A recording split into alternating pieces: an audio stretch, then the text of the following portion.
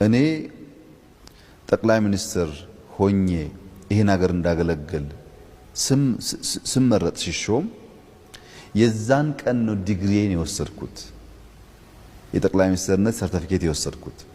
ነገር ግን ፈተናውና ትምህርቱን የጀመርኩት አፕሪል 3 ነው። በማግስቱ ቀድሜ ተመርቄ ከማግስቱ ጀምሮ ግን እየተፈተንኩ እየወደቅኩ እየተነሳው እየተማርኩ እየወደቅኩ እየተነሳው ያ የተመረኩበትን ማዕረግ የተመረኩበትን ሰርቲፊኬት ለማሟላት ነው የምተጋው ወደፊት። በትምህርት ግን የተገላበጠ ነው። ተምረህ ተመርቀህ ነው ሰርቲፋይ የምትሆነው። ጠቅላይ ሚኒስትር ስትሆን ግን መጀመሪያ ሰርቲፊኬት ወስደህ መጀመሪያ ጋውን ለብሰህ መጀመሪያ ማዕረጉን ለብሰህ ስታበቃ ከዛ ነው ፈተናው ትምህርቱ የሚመጣው። ቀድመህ ተምረህ ጠቅላይ ሚኒስትሩን ተለማምደህ መመረቅ የሚባል ስለሌለ ማለት ነው። ልጆች ኢኮኖሚያችን እያደገ ነው። በዓለም ያለን ተጽዕኖ እያደገ ይመጣል። በምድራችን ያሉ እድሎች እየሰፉ ይሄዳሉ። ምድራችን የምትፈለግበትም የምትፈተንበትም ዘርፍ እየበዛ ይሄዳል። ይሄንን ዛሬ አስበው እየተዘጋጁ ካልሄዱ ነገ ዱብዳ ከወደቀባቸው እነሱም ሀገርን ፈተና ውስጥ ይወድቃሉ። ምን ማለት ነው ይሄ? ታሪካቸውን በደንብ ያጥኑ። ቋንቋቸውን፣ እምነታቸውን፣ የእያንዳንዱን ብሔር አኗኗር ዘዬ ባህል ለማወቅ ይሞክሩ።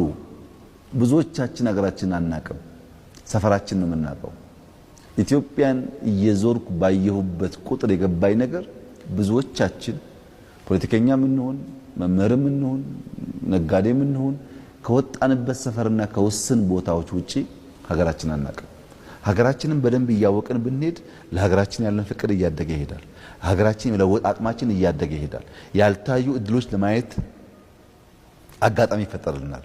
እና ልጆች መዘጋጀት አለባቸው። የበለጠ ኢኮኖሚ የበለጠ ጠንካራ ሀገር በሚፈጠርበት ሰዓት ኃላፊነቱን በዛው ልክ እየሰፋ ስለሚሄድ ራሳቸውን ማዘጋጀት አለባቸው። ለምሳሌ የመከላከያ ሰራዊት ቅድም እንዳነሳሁት መከላከያ የሚባለው ተቋም በከፍተኛ ደረጃ እየዘመነ እየተቀየረ ነው ያለው። የሚያጓጓ ተቋም ነው። አንተ እንኳን ለፈብህ እንጂ ብትገባ የሚያጓጓ ተቋም ነው። ይሄን ልጆች ከወዲሁ አይተው አመትም 2 አመትም 5 አመትም መከላከያን ለማገልገል ከወዲሁ መዘጋጀት ያስፈልጋል። ለምን? አገርን የምትወድ ከሆነ በዚያም መከራ ውስጥ በዚያም ችግር ውስጥ ማለፍ አንዱ ወሳኝ ምሰሶ ስለሆነ እና ልጆች መዘጋጀት አለባቸው። መማር አለባቸው፣ ማንበብ አለባቸው፣ ታሪክ ማወቅ አለባቸው፣ እምነቶቻቸውን ማወቅ አለባቸው፣ አብሯቸው የሚኖረውን ጎረቤት ማወቅ አለባቸው። በዚህ ውስጥ ዕውቀታቸው እያደገ ፈተና የሚባሉ ጉዳዮችን ቀድሞ ለመተንበይ የሚያስችል ብቃት እየፈጠሩ ከሄዱ የተሻለች ሀገር ከኔ የተሻለ ሀገር እንደሚረከቡ ምንም ጥርጣሬ የለውም።